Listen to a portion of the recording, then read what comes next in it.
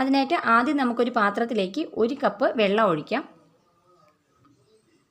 വെള്ളം ചെറുതായിട്ടൊന്ന് ചൂടായി വരുമ്പോൾ ആവശ്യത്തിനുള്ള ഉപ്പ് ചേർക്കാം. കൂടെ തന്നെ 1 സ്പൂണ് നെയ്യും കൂടെ ഒഴിച്ചു കൊടുക്കാം. ഇനി ഇത് രണ്ടും നന്നായിട്ടൊന്ന് ഇളക്കി കൊടുക്കാം.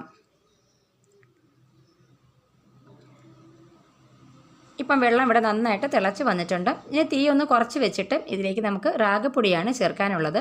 ഞാനിപ്പോൾ 1 കപ്പ് റാഗിപ്പൊടി എടുത്തിട്ടുണ്ട്. ആദ്യം ഇതിൻ്റെ പകുതി ഇതിലേക്ക് ഇട്ട് കൊടുക്കാം. എന്നിട്ട് നന്നായിട്ടൊന്ന് മിക്സ് ചെയ്യണം.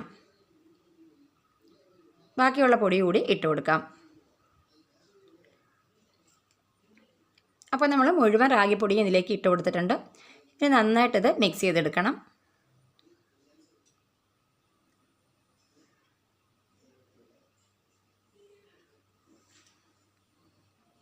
ഇപ്പോൾ ഇത് നന്നായിട്ട് മിക്സ് ചെയ്തെടുത്ത്